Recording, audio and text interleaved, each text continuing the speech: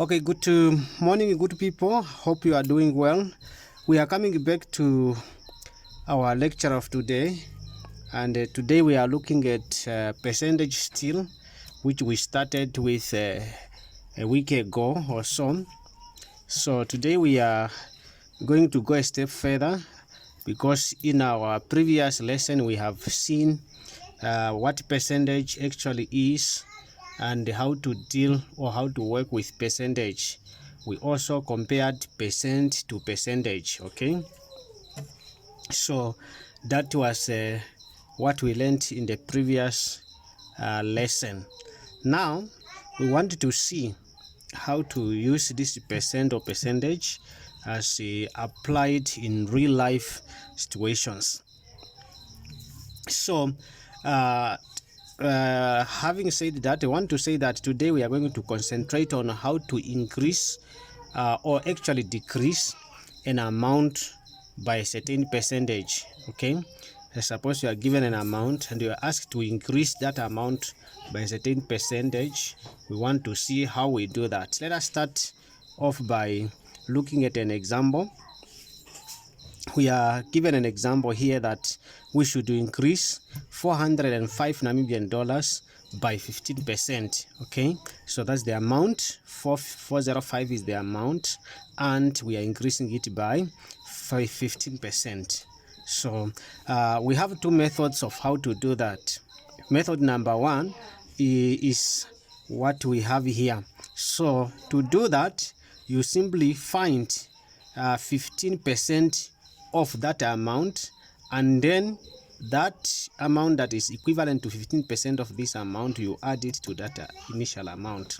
What I mean by that is you take the 15%, divide it by 100, because we have learned in our previous lesson that all percentages are always out of 100, and then the answer that you get, a small fraction, a fractional answer you get, multiply it by the original amount, which is 405.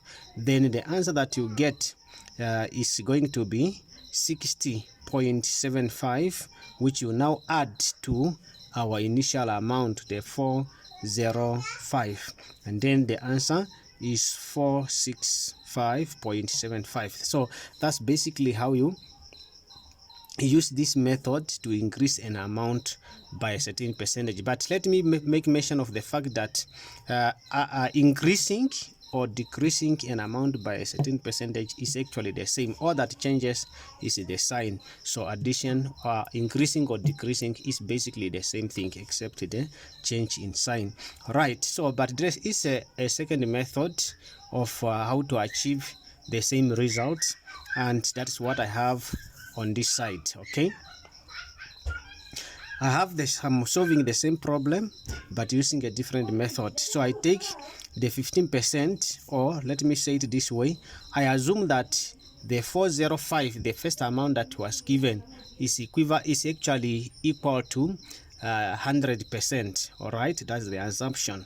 And then if I'm increasing it by 15%, I'm actually adding 15% to the 100% which I had initially. So this is 100%, so I take 15% and add it to it. So that gives me 115%. all right, then I just divide that 115% by 100, because all percentage are always out of 100.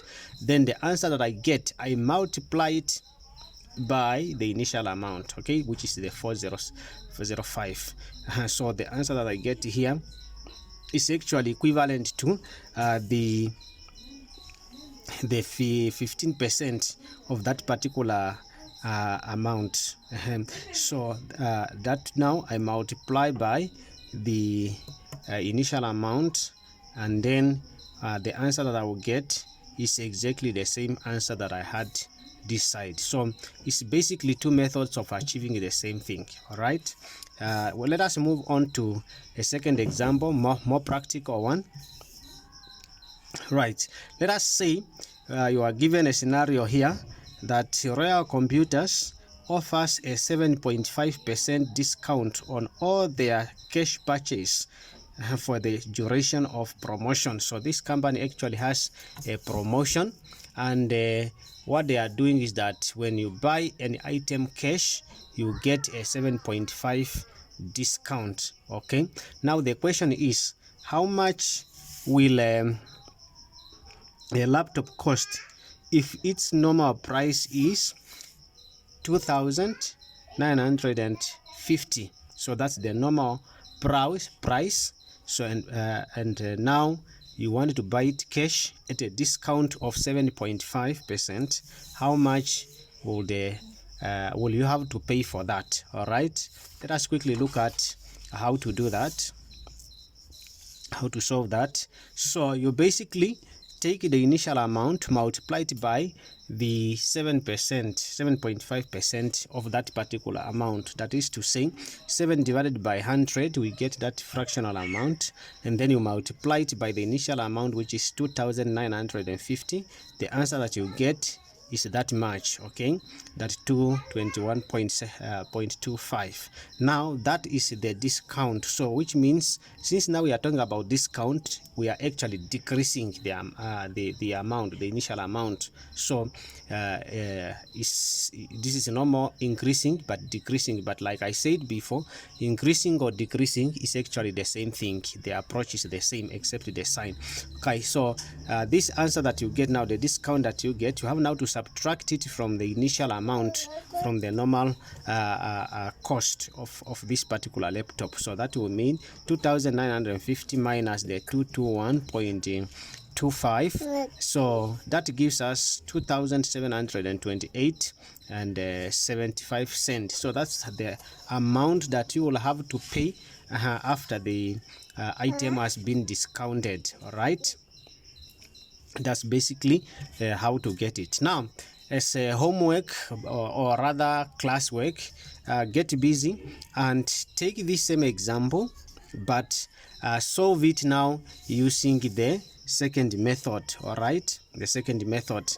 Use the second method like we discussed up there, and then use that to solve this same problem. Okay, so and see if your answer will be 2.728.75 cents. Okay, otherwise that marks the end of our class today. Thank you very much. Enjoy the rest of the day and God bless you.